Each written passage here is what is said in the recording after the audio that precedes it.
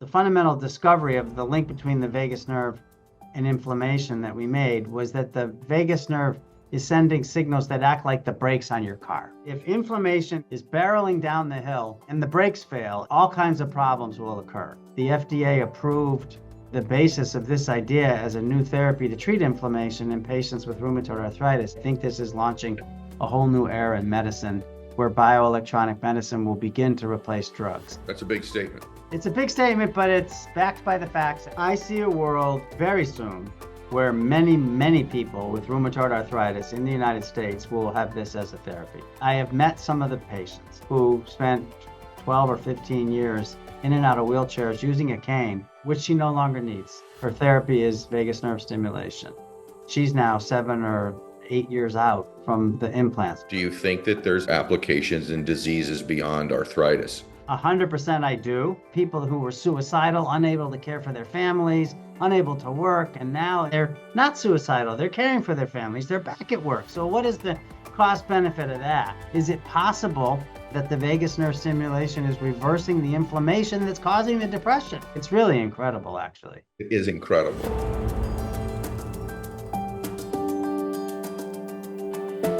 Welcome back to the show, everybody. So I have to tell you, we get, I don't know, 800, 1,000 requests a year to come on the show. And about 10 times a year, I request somebody to be on the show. And I was just telling this gentleman off camera that he's one of those people. I have really wanted to talk to him for a while. And you'll know why when this hour is over. You're going to learn a ton today, everybody. You're going to learn a ton about your parasympathetic and sympathetic nervous system. You're going to learn about your vagus nerve. You're going to learn about healing, anxiety, trauma, longevity, all kinds of stuff. And I guarantee there's going to be a ton of things that we're going to cover today that you've not heard before in your life. So this is heavy note-taking stuff. My guest, I don't know what I would call him. He's an interesting man. I guess I call him the father of bioelectric medicine. I think he's one of the most important people on the planet today. I think he's creating a medical and mental health revolution for many people. He's a neurosurgeon, a scientist. And but more importantly than all of that, he's been somebody that's taught me a great deal, and I think he's going to teach you a great deal today. You need to get his book, The Great Nerve, by Dr. Kevin Tracey, who's my guest today. Dr. Tracey, welcome to the show. Thank you so much for having me on. I'm really looking forward to chatting about one of my favorite topics, and thank you for your kind words. Well, you know, I feel very strongly about this. So, and by the way, everyone, in my private coaching work, I do a lot of work on your sympathetic and parasympathetic nervous systems and how trauma affects us internally. And so he's going to give you the master class because I do the kindergarten class. So let's start out today. This is some basic education, Dr. Tracey, because for some people, they may not know. Let's just start out with what is the vagus nerve and why does it matter? The vagus nerve is a nerve that starts in the base of your brain at about the level of your ears and travels down your neck, across your chest, into your abdomen. And along the way, it sends branches or fibers out and touching all the organs you never think about. Now we call it the vagus nerve, but you actually have two of them, like two thumbs and two kidneys, etc. And these two nerves on each side are even more complicated than that, because within each of these two nerves in humans is 100,000 fibers, 100,000 individual nerve fibers. So when you talk about your vagus nerve, you actually have 200,000 of them. And all day long, the signals traveling up and down from your body to your brain in the vagus nerve and then back down from your brain to your organs, these signals are the fundamental basis of reflexes that operate to keep your organs functioning in a harmonious, healthy way. In other words, your heart and your kidneys and your lungs, they're all working all day long in a balanced, harmonious way when you're healthy because of reflexes traveling largely in the vagus nerve. Gotcha. And that matters why. Let's dive deep into some stuff here, just for some basic stuff. I think it's been established sort of in the medical community the last decade or so that inflammation is probably the root of most disease in the body. You correct me for all the things I say that are wrong today, because there'll be a bunch of them. But assuming that that's sort of become the new foundational basis for what most people believe about disease in the body, That matters why as it relates. First off, is that probably true? And if it is true, why does that matter in relation to the vagus nerve inside our bodies? It is true. And just to make it very concrete for those who might be interested, every year on the planet Earth, about 60 million people die. Mhm. According to the WHO, two-thirds of those deaths are caused by conditions that you just alluded to, sort of chronic diseases that kill two-thirds of people who die every year, include cancer, heart disease, stroke, diabetes, metabolic syndrome, obesity, and neurodegenerative conditions such as Alzheimer's disease and Parkinson's. So, as you alluded to correctly, what those conditions all have in common is that inflammation either causes them or contributes to them by making them worse. And so the question that I've been thinking about for going on 40 years now in my laboratory at the Feinstein Institute in New York is, what is it that drives inflammation at the level of molecules, individual molecules and cells, and how can we use that information about what's driving inflammation in the body to stop inflammation? Now, in the late 80s, 1980s, my colleagues and I made some contributions to developing molecules that stop inflammation in many patients. And those molecules today go by the name of biologics. And you see them advertised on the nightly news, you see them advertised on all the Sunday football games. These biologics are, many of them are monoclonal antibodies, and they stick on cytokines, which are molecules made by white blood cells. And these cytokines can cause inflammation.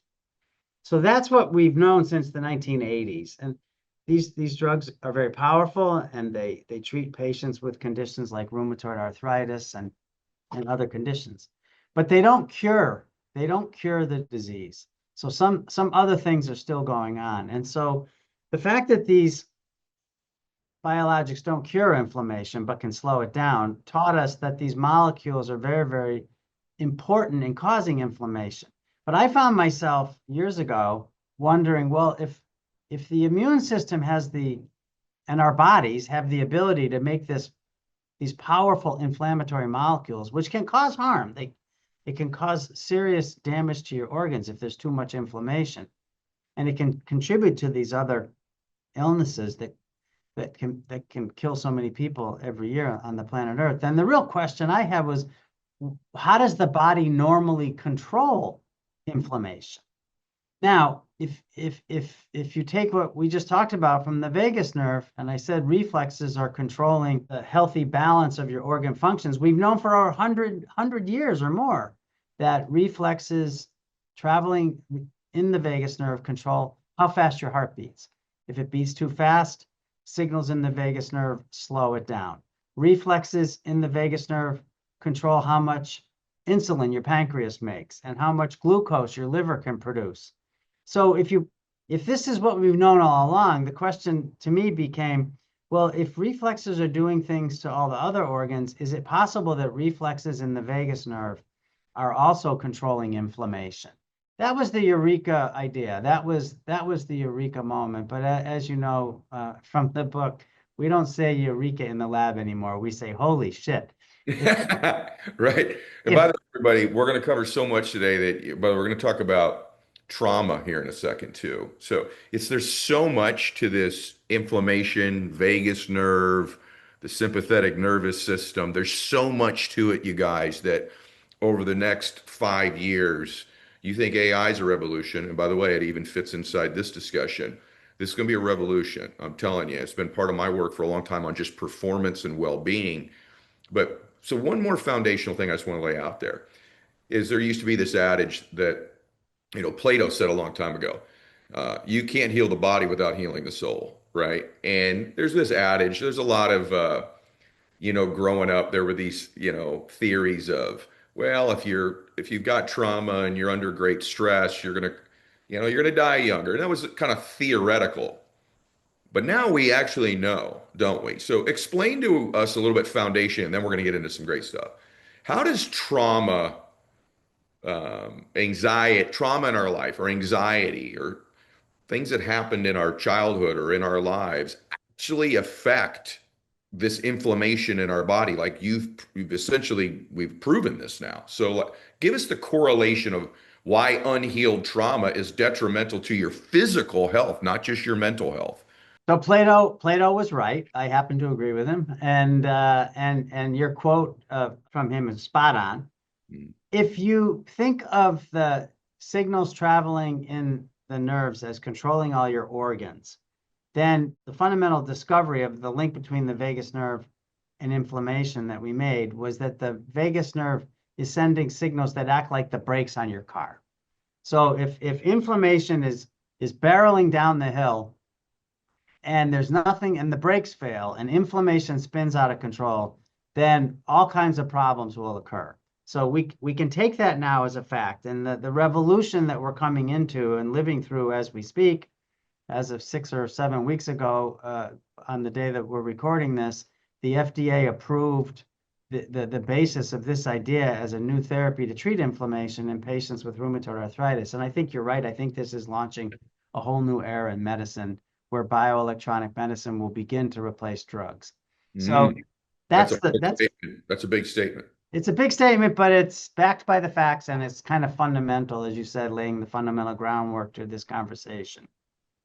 When you look at the role of childhood trauma and inflammation and long-term health, the results are absolutely fascinating. And I know that you've talked about this in the past on your show and you've read these papers, but one of my favorite studies that nails the point of this is if you look at elderly graduates from college and gave them a survey and said, okay, what was your father's income when you were, I forget, 4 or between 4 years old and 10 years old or something like that. And so these people filled out the survey and they made an estimate of whether they were rich or poor based on their father's income when they were little.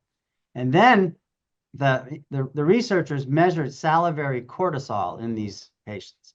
And what they found was a near perfect correlation, inverse, between their father's income and how much salivary cortisol was present in, meaning how much stress their body was carrying throughout all those decades of life, 5, 6, 7, 8 decades of life. The lower the income, the higher was the cortisol in the saliva. So what does that mean? That means that the nervous system, the brain, which controls the pituitary gland and the pituitary adrenal axis that makes steroids, the nervous system, it carries an engram, it carries a memory or an imprint of the stress that occurs when you're young. And that can be translated back to the body, in this case, through signals in the pituitary adrenal axis.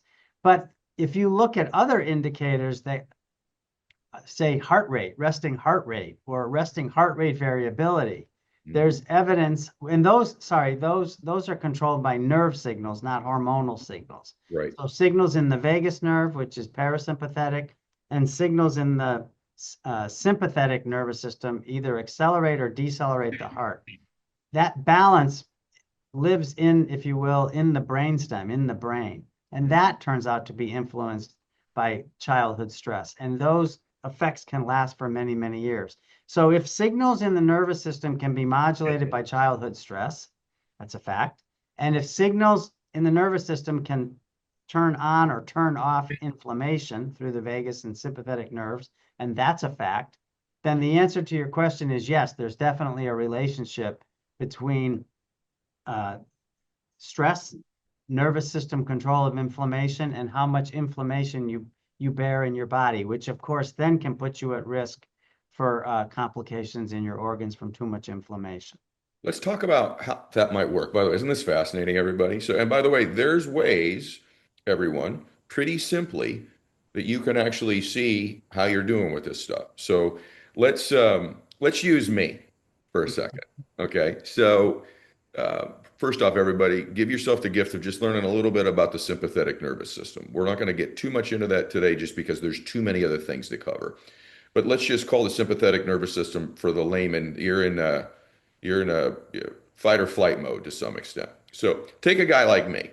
I grew up with some childhood trauma, alcoholic father, Got sober when I was 15.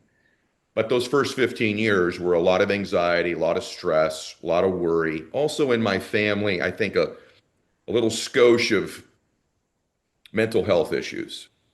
A little maybe a skosh of depression in there, like a touch. You know what I mean?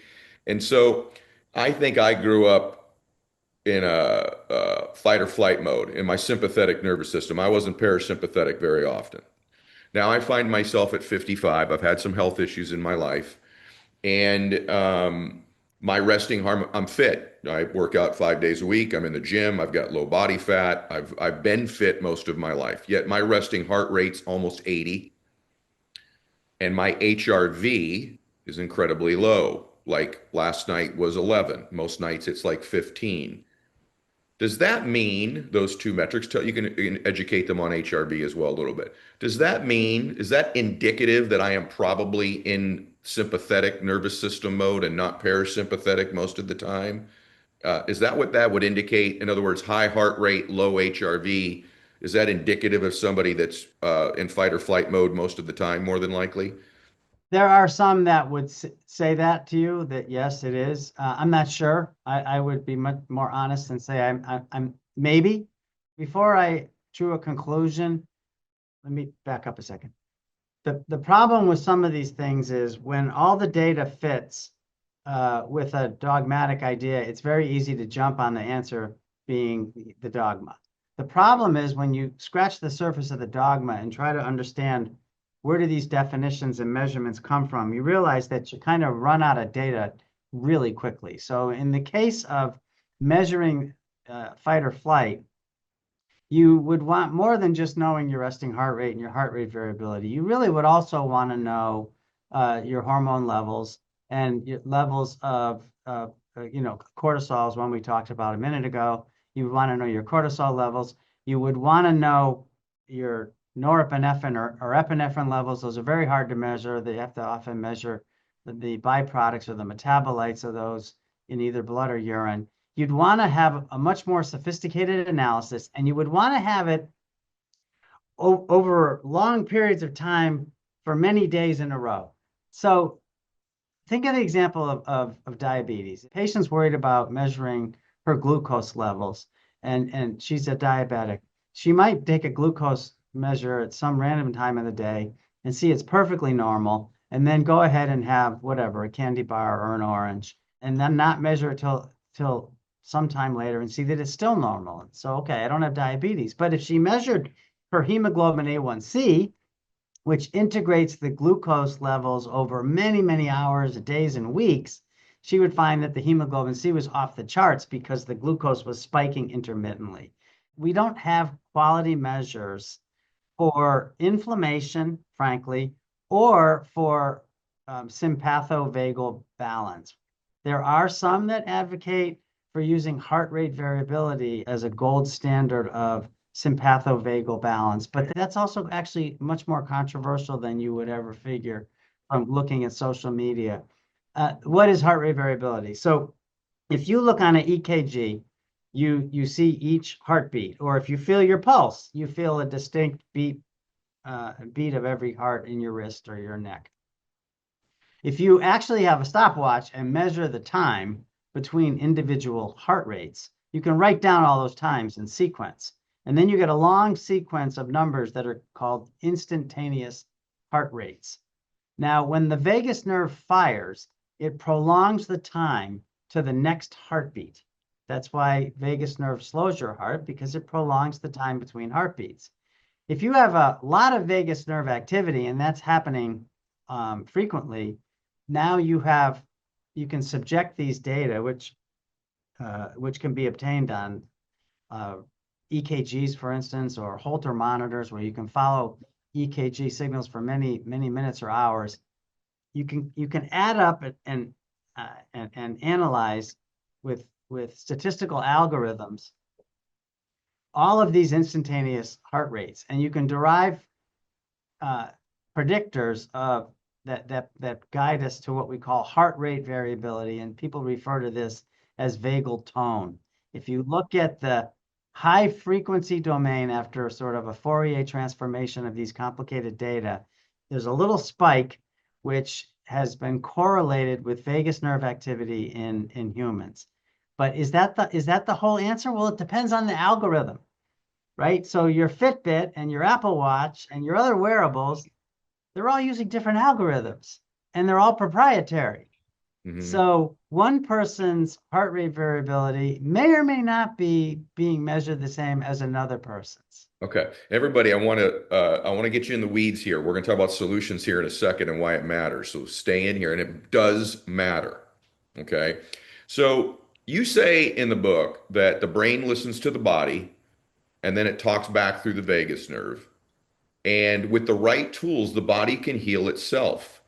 And it starts with the great nerve. So let's actually prove that. Let's talk about this. So I'd like you to talk about, this is going to blow your mind, everybody, but the work that's recently been approved as it relates, I think in the book I'm reading about arthritis, rheumatoid arthritis, and the work you've done. So he said something pretty controversial earlier, guys, which essentially is that, I'll call them pharmaceuticals, but that essentially maybe electricity in the body and the ability to stimulate itself that way could replace or at least mitigate the use of pharmaceuticals. You go, no way. Well, actually, here's some studies and some evidence that will maybe begin to change your mind about this. So why don't you tell them a little bit about basic concept that, that the brain listens to the body and what you believe with the right tools, the body can begin to heal itself. And it starts with this nerve. Give them that foundation and then the work you've been doing with arthritis. It's just, guys, you're not going to believe this. It's a fascinating observation that if you inject inflammatory molecules that produce inflammation in either a mouse or a man, that those molecules will cause the mouse or the man to develop what we call sickness behavior. So anorexia, depression, withdrawal, social withdrawal. These effects are very real, and you've all experienced them if you've ever had a bad case of the flu, where you just want to crawl in bed, you don't want to eat anything, you don't want to see or talk to anybody, you don't even want to engage in any hobbies because you just withdraw. Those molecules, those cytokines like TNF and IL-1, they produce those effects because when they're in the body, the vagus nerve senses them. And the vagus nerve carries electrical signals from the body up into the brain that basically tell the brain, hey, there's a lot of cytokines in the body. And the brain's response is to produce that depression, that fatigue, that behavioral withdrawal, and that anorexia. So this has been proved in animals because if you cut the vagus nerve in animals, which you can do in mice, you can't do it in people. But if you and then give those cytokines, the mice don't get sick. It's very remarkable. It's very remarkable. So what happens to those signals going up into the brain? Well, the brain is processing the incoming signals as too much inflammation in the body, and it sends signals back down the vagus nerve to turn the inflammation off. And that basic discovery, which I alluded to before as the brakes, like the brakes in your car that are the brakes on your inflammatory response, that allowed us to write on the back of a napkin in 1998, well, if the vagus nerve is using electrical signals to turn off inflammation, we should be able to develop to engineer a biomedical device that we could implant on the vagus nerve to activate those brakes, to stimulate those signals. And those signals, once stimulated, would break or slow the inflammatory process. And so that was on the back of a napkin in 1998. We worked on this for 6 or 9 years to prove to ourselves that it would work safely in animals. And in 2007, I co-founded a company called SetPoint Medical, which is the company that developed the device I just described and proved that it works. The device is about the size of a multivitamin or a fish oil pill. It sits under the skin, under the strap muscles in your left neck at about the level of your Adam's apple. And it delivers for 1 minute a day a small pulse of electrical activation at 400 microamps. I mean, it's almost nothing for 1 minute a day. Many of the patients actually sleep through this 1 minute a day. They don't even know the treatment's happening. But because this treatment activates the inflammatory reflex, which is what we call it, and turns off inflammation, what we're seeing is that in a clinical study of rheumatoid arthritis patients, now these patients were not benefiting from biologics. They were not getting better. They still had severe disease, despite the fact they tried all these powerful medications. And what we saw was that about 75% of them gained significant clinical benefit from having vagus nerve stimulation implanted in their neck. It's really incredible, actually. It is incredible. And, everybody, there's so much to unpack here. This should be a 4-hour show, but if it begins to make I you, got time. I got time if you do. so do I, by the way, maybe we'll do multiple shows, but it starts to make you wonder, everybody, what are the other applications and implications of this vagus nerve stimulation, doesn't it? And I mean, are we going to have a world, in your opinion, someday? You said electricity over chemistry someday in the body. Do you think, in the next 5 or 10 years, you're going to see a world where we're running around with these chips stimulating our vagus nerve to help reduce or mitigate diabetes or rheumatoid arthritis, heart disease, cancer? Do you see a world like that, or is that premature to say that that's possible? I see a world very soon where many, many people with rheumatoid arthritis in the United States will have this as a therapy. I have met some of the patients. I have met Kelly Owens, who spent 12 or 15 years in and out of wheelchairs using a cane, which she no longer needs. I mean, she gave me her cane. It sits in the corner of my office now. Her therapy is vagus nerve stimulation. And she's now 7 or 8 years out from the implant. So the effect is durable. I've met a teacher who has a it's called an immunoregulator from Set Point, this vagus nerve stimulator in her neck. And she said it wakes her up at 4:30 in the morning. I said, I'm sure the engineers can change it to stimulate your vagus nerve later in the morning so you can sleep in. She goes, no, Kevin, I don't mind.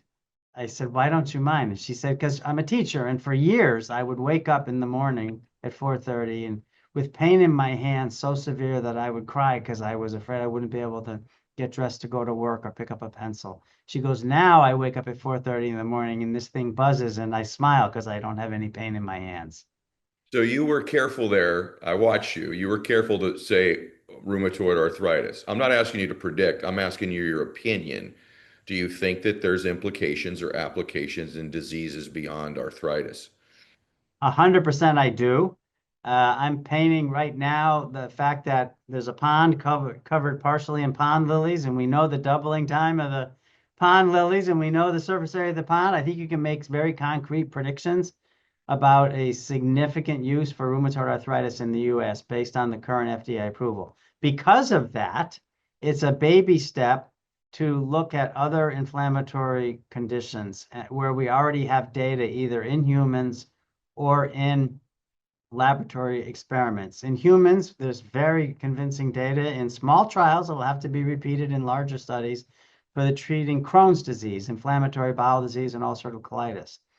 There is very compelling animal results in multiple sclerosis, and I think you're going to see Set Point announcing, if they haven't already, clinical trials to treat multiple sclerosis, and that'll happen immediately. If it's not open now, those trials will be open soon.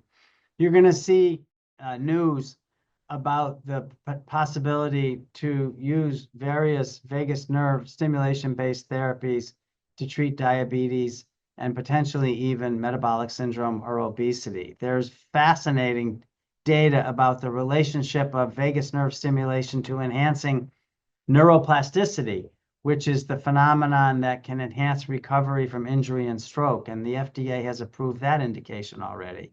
There's fascinating data in treating depression. More hundreds of thousands of people have already received vagus nerve stimulation therapy for treating epilepsy and depression. Now, what's fascinating to me about depression is it works really well, but only about half the time. So what is it about those 50% of patients that get better from vagus nerve stimulation therapy versus the 50% that don't? That has frankly slowed its use, its adoption into widespread practice. Prescribers don't like to not know the half, right? It makes sense. On the other hand, some of the responses are people who were suicidal, unable to care for their families, unable to work. And now, if they're in the half that respond, they're not suicidal. They're caring for their families. They're back at work. So what is the cost benefit of that? And my question in these kind of situations is it possible that the vagus nerve stimulation is reversing the inflammation that's causing the depression? So these are the kinds of questions that I guarantee you're going to see a huge amount of new work being done in the next few years. Guys, is this crazy? By the way, in a minute, we're going to talk about daily practices that you can implement that are simple to help stimulate the vagus nerve or potentially um, move you into parasympathetic mode here. But before I ask you that, I want to ask you, your take on these devices that are available in the market. They sit on your ear. I won't name them, but I've got four of them next to my bed right now. I've tried all of them that are these devices that suggest that they can stimulate the vagus nerve by some stimulation on your ear. There's a couple that work on the neck, supposedly. What are your thoughts on those without name? Well, as you know, because you read the book, I have a lot of thoughts on this, and some are good and some are not so good. So let's just recall what I said in the beginning. You have two vagus nerves, but you actually have 200,000 vagus nerves. So it's complicated. It's complicated because each and every one of those fibers, 200,000 fibers, was honed and perfected by millions of years of evolution to start at a particular place in your brain or body and go to a particular place in your body or brain. So it's got its own path, it's got its own route, it's got its own destination and origin, and it has its own function. So when someone says to me, I want to stimulate my vagus nerve, I say you have 200,000. Which one do you want to stimulate? And what we've done with the set point device is we figured out that 400 microamps only stimulates a few hundred, maybe a couple thousand fibers. And those happen to be the fibers that stop inflammation. So that's the good news, right? A very low amount of current placed directly on the vagus nerve can do a specific thing because it targets specific fibers. That's not true when you put electric current in your ear or on your neck. It's not possible to have the evidence in humans yet because we can't measure the vagus nerve electrical signals, which would be the ultimate proof that you've stimulated the vagus nerve, unless you're putting a device on the vagus nerve. Mm. The reason people are interested in putting a device on the ear, for instance, is because there's a branch of the vagus nerve that goes to the cartilage of the ear, a small part of the cartilage, the outside of the opening to your ear. It's called the sympathetic. Now, that's a sensory branch, which means it's carrying information about what's happening in the cartilage into the brain, into your brain stem. And it happens to go to the place where all the other incoming information goes from the vagus nerve. So that's interesting. And there's pretty good evidence from many studies that if you put a small amount of electric current using a TENS unit, a transauricular epidural nerve stimulator, that you can now put people in brain scans and you can actually show that the areas of the brain that are activated by a TENS unit in your ear correspond to many of the vagus nerve centers in the brain. So so far, so good. That's interesting. And then you can do clinical trials and you can study the effect of a TENS unit in the ear on all kinds of things, opioid withdrawal, migraine headaches, inflammation in various conditions, whether it's Crohn's disease. We've done that. We've done arthritis associated with lupus, or you can do blood tests and look at inflammation, and we've done that. Now, what you see in these small studies oftentimes is some signal. You see less inflammation. That doesn't prove it's a vagus nerve stimulator. Okay, once you drive those signals from the ear into the brain has 100 billion neurons and trillions of synapses or connections. So it can do whatever it wants with it. It doesn't mean that there's a direct path from your ear to your spleen to stop the inflammation that's headed to your intestines or your wrist. So that's where it breaks down, right? It's like correlation is not causation, right? The correlation between some clinical benefit from doing something in your ear or your neck doesn't prove that it's a vagus nerve stimulator. Putting all that aside for a second, if you can afford to buy, a half a dozen devices and play with them at different times of the day and night, if you like to self-experiment, if your doctor says it can be safely done, that's all fine and good. but some people can't afford these 6 devices, and they buy them because they're out of options and they're desperate and they're reading crap Yep. on some website selling something that's exaggerating the clinical benefit. That's where I kind of recoil a little bit, because at the end of the day, you have to either understand the scientific mechanism of action, which I just explained is impossible or very difficult with a TENS unit in your ear, or you have to have large, well-controlled, randomized clinical trials that have been validated by the FDA. And in most cases, frankly, those things are just... So I wrote the book to explain all this, not to attack anybody, not to criticize anybody. And like you, I don't name the names of these devices because frankly, some of these non-invasive devices do have interesting clinical outcomes and clinical results. They're just not vagus nerve stimulators. The only way to stimulate the vagus nerve is to put an electrode on the vagus nerve. I love your approach, by the way, and your demeanor. Let's talk about stuff that doesn't cost anything. Uh, That's even more interesting, right? it is. So I'm going to throw two things at you, and they're not correlated, but they're two things I do pretty regularly. So, by the way, and they're one of them's really in vogue. So, what about prayer and these are completely disconnected things, but they both don't cost anything. And so, prayer, and is that a biologic tool? Is it a spiritual tool? Is it both? So I'll give you these: prayer slash meditation, and just cold therapy in general. Just speak to those and why they matter or don't for So you. let's do them in the opposite order, if you don't mind. Yeah. So I am a fan of cold therapy. A couple times a week, I'll put the shower on full cold at the end of my normal shower, and I'll stay in there for a bit. And let's just talk about why I do it and what I think's happening. What the evidence, not just what I think is based on studying the evidence. The normal caveat, please check with your doctor. There are patients who should not do this without checking with their doctor to make sure that they don't have a fainting episode or problems with their heart.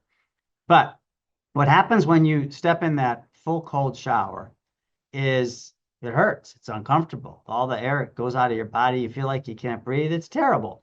And people say they enjoy it. And I have a more nuanced view of that kind of enjoyment. And I wrote about this. So I see you smiling. It's really much more like I've done it for several years, a couple times a week. And every time I step in that, because I step out of the hot shower, let it get cold, and then step back in. And every time I step back in, half of my brain is screaming, don't do it, you fool, you fool, you fool. And then you step in and it's highly uncomfortable. And I don't think you get used. It's not that you get used to the discomfort. You're fully aware of it, but it just doesn't bother you in the same way. And the way I describe it is I feel like, boy, that person doing that cold water thing is really foolish and is really suffering and uncomfortable, but it's like I'm watching that person rather than fully experience. The first time you do it, you fully experience it, right? And I highly recommend the first time you do it, you don't do it. You don't do full cold. There's no reason to. You can work up to it over a period of days or weeks. Now, that is fight or flight. You talked about it before. That's fight or flight. And what we know from, we've infused fight or flight hormones in human volunteers on shore leave, and we've studied this in animals. The acute fight or flight, which is what's happening, your heart rate races, you've got that horrible feeling you can't breathe. Those hormones turn off inflammation. So for me, check the first box. Okay. If the whole idea is to have an anti-inflammatory sort of experience, check that box. Then I stay there. Sometimes I hold my breath while I'm doing this, and I stay in the cold until I feel my heart rate slow down. And at that point, I know I've stimulated the vagus nerve. I hope that the fibers that to the heart are also, because I've stimulated those and my heart rate slowed. I hope I've also stimulated the fibers to slow my inflammatory response in my spleen and elsewhere. But that's a little more difficult to prove. And the studies on cold exposure, adapted cold exposure, where people, there's some studies from Scandinavia where they took soldiers, military types, and they put them in a cold room like 4-degree centigrade cold room and sprayed them in cold water and put a fan on them, and they let them stay there for a long, long time. Some of those studies show pretty decent evidence that their heart rates slow down and their inflammatory responses are slowed down.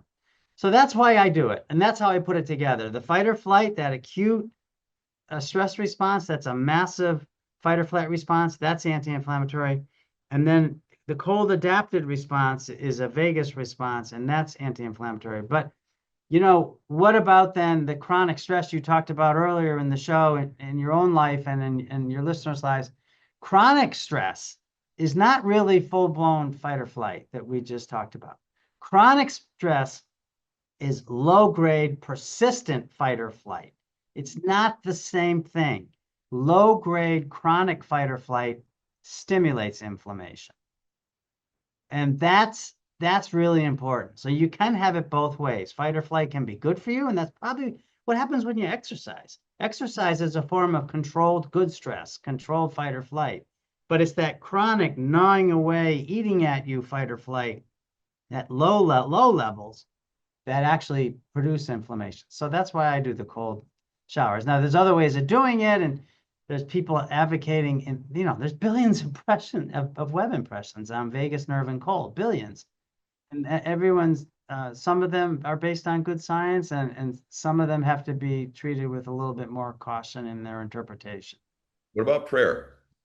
So prayer is complicated because it involves relaxation responses, and it involves changes in your breathing. Okay. And so the simple answer is, if you wanted to take it to the highest level, as you suggested in the beginning of the show, if you check your pulse and you have a slow pulse during prayer, you've stimulated your vagus nerve by prayer. But you said, is it spiritual or not? Well, that's hard to prove, but you can prove to yourself that by changing your breathing pattern, you can slow your pulse. So you could do it right now, right? You can check your pulse and you can breathe in on 3 slowly through your nose. What happens when you take 3 sort of big breaths, 3 seconds, 1, 2, 3 seconds? Usually some people advocate taking it as sniffing through your nose for 3 seconds. You fill those lungs, you've stimulated your vagus nerve. But let's talk about that specifically. What you've actually stimulated are the sensory fibers of the vagus nerves from your lungs to your brains, because you've expanded your lungs that stretch. The signals goes up, and they tell your brain, okay, this guy or gal has filled their lungs, and so you've stimulated your vagus nerve. Is that really the same thing as the fibers that go to your heart or your spleen? Not really. But then what happens after the signals go into your brain? Now you exhale for 7 seconds. And if you check your pulse, you'll feel it slow. That's called respiratory sinus arrhythmia. And now you're breathing on a 10-second cycle, 3 plus 7, and that would be 6 breaths a minute. If you keep doing that for a few minutes, you'll notice during exhalation that your heart rate has slowed, because the signals from your brain are traveling down your vagus nerve to slow your heart. Now, if that happens during prayer or any type of meditation or relaxation therapy, then yeah, it's a good thing to slow the vagus nerve, to stimulate the vagus nerve and slow your heart. Hopefully those methods are also slowing the amount of inflammation that your body makes, but it's very, very difficult to prove that. It's not well proved. Right. Isn't this good, you guys? All right, a few more things, and I want everybody to go get The Great Nerve by Dr. Kevin Tracey. That's what you need to do. I read it in 2 days, and I wanted it to even be longer. It's not a book that when you're done, you're like, yeah, that went too many chapters. You even want more. It's that good, you guys. Um, I want to ask you about this inflammation thing, and then I want to talk about heart and brain coherence. My friend Dr. Joe Dispenza talks about. Um, so I want to understand this inflammation thing a little more. We're kind of going backwards, but we're not. My dad died. My dad got cancer in his uh, early 60s, and he lived for about 8 years. He died in his early 70s. My dad was very fit, worked out all the time, ate clean, didn't drink for 35 years, quit smoking 40 years ago. And Is the idea that when you have chronic inflammation in your body, am I way off on this? My dad was a stressor. My dad worried. Like just, you'd walk in a room and I love him, but he'd almost, he'd sigh. I'm like, Dad, what's wrong? I don't know. Just like that was his normal disposition. You know what I'm saying?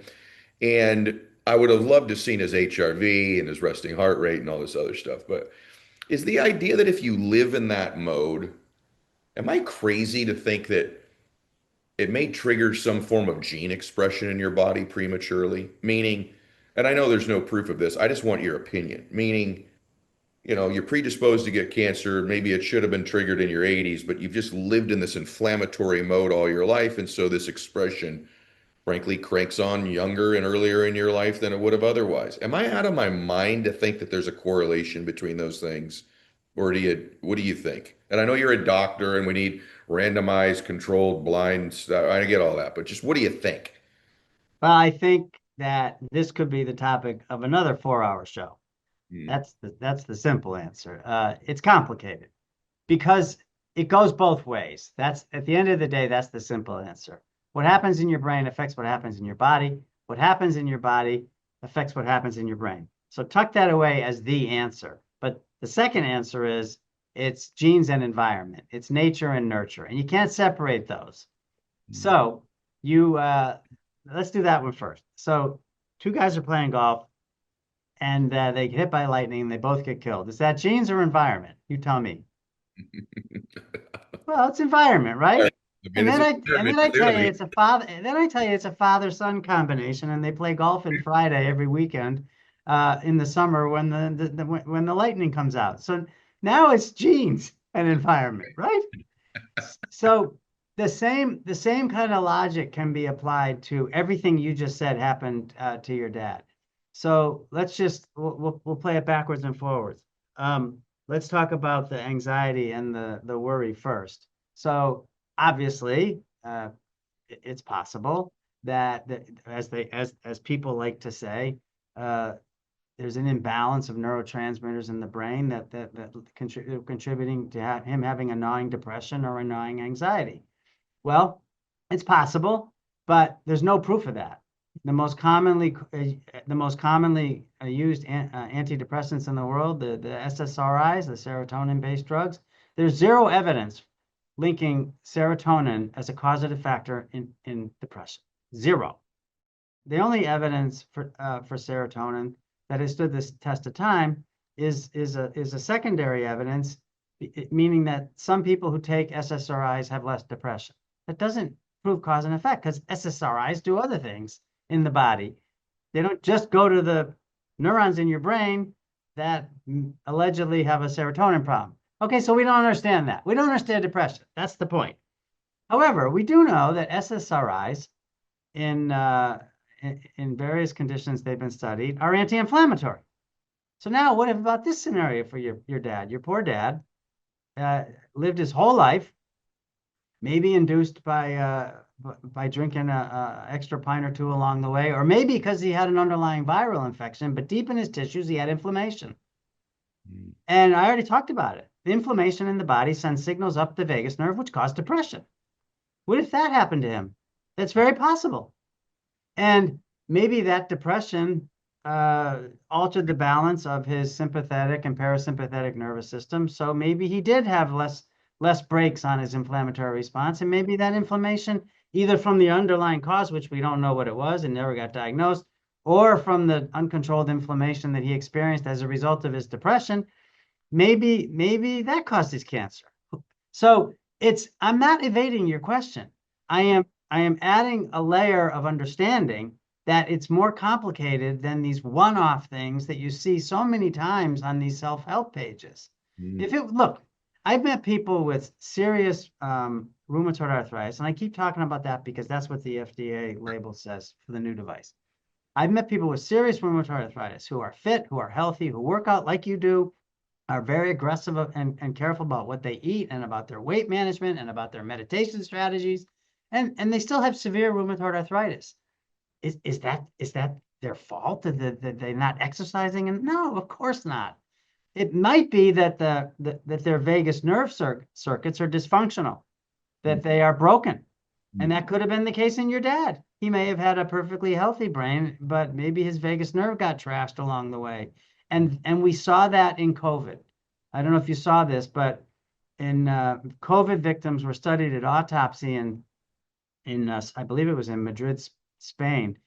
I mean, this got huge news coverage when it came out, but many of the vagus nerves in the deceased were severely injured, and many of the vagus nerves in the deceased had the virus in the nerve.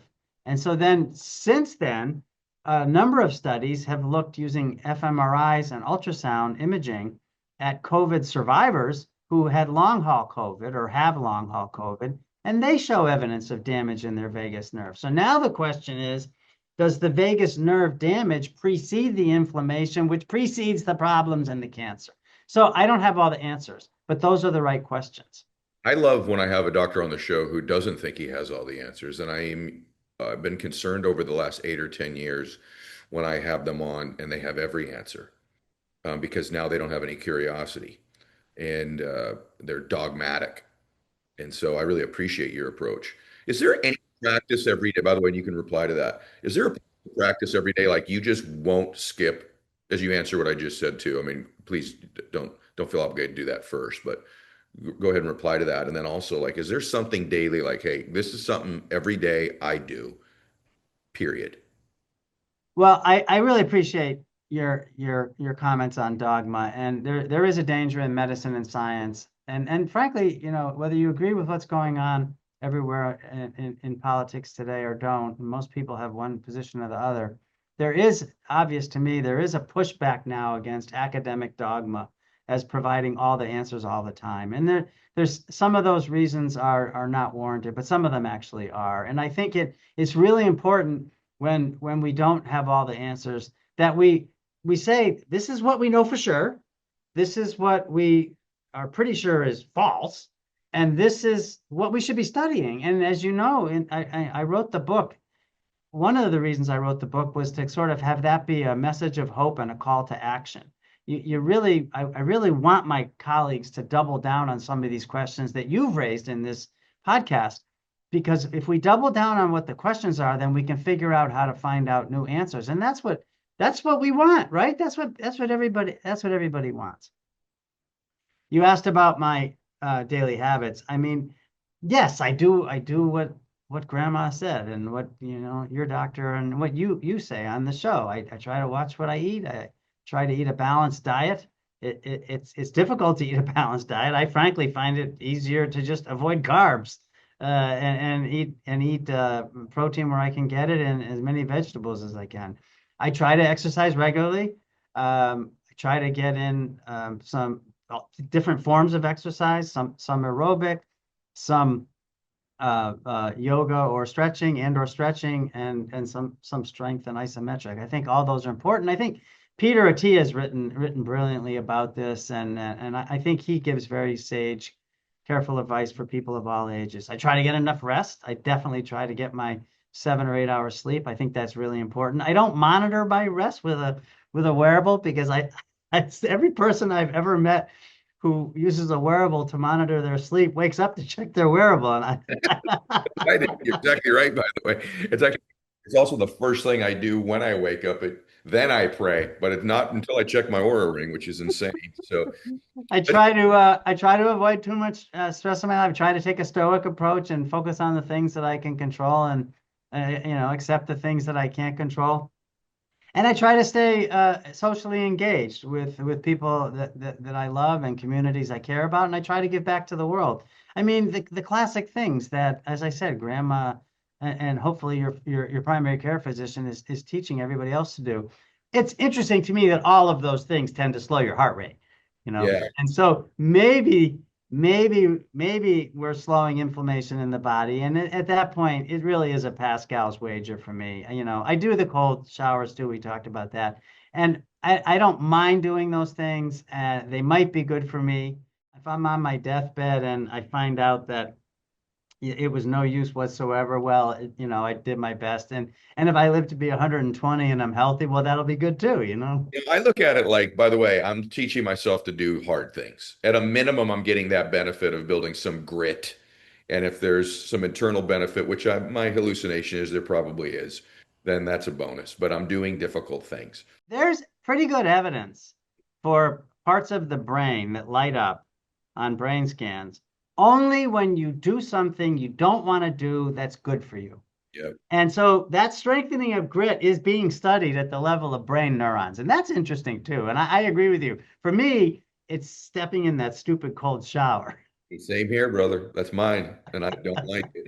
And I've never adapted to it. So, by the way, guys, I don't want to lose this idea of when you're getting the book. I mean, just so you know, the book is fascinating, and just realize, like, I don't want to bury the lead. I mean, he was a founder of a company that just recently is now putting chips inside of people that is stimulating the vagus nerve, and the potential for what that could mean for inflammation in the body and the reduction of disease potentially in the world is absolutely, it's massive. And you all hear about this AI revolution that's happening. This is one of the applications and implications of it.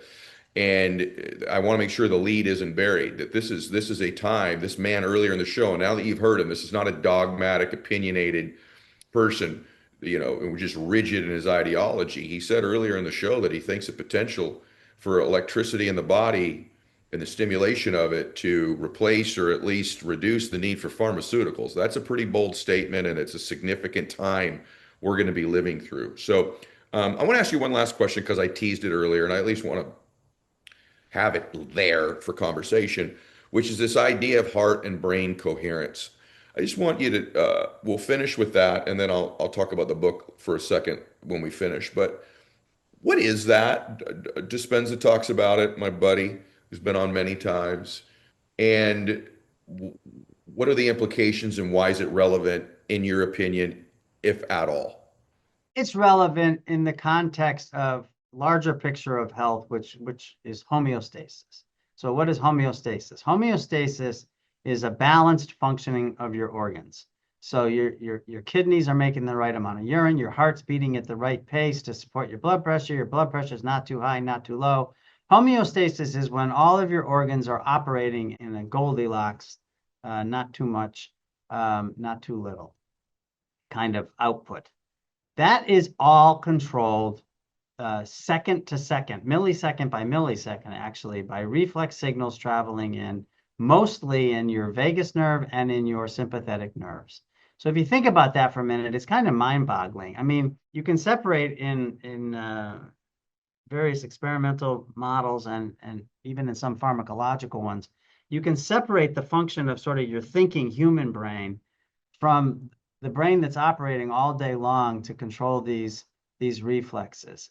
And when you look at the output of those organs, the beauty of it is that it's not railroad ties, boom, boom, boom, boom, boom. It's waves.